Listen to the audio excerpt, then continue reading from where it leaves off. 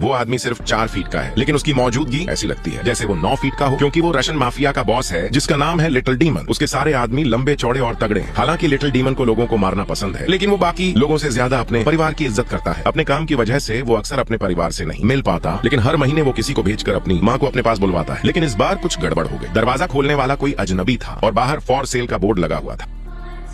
Doesn't live here anymore.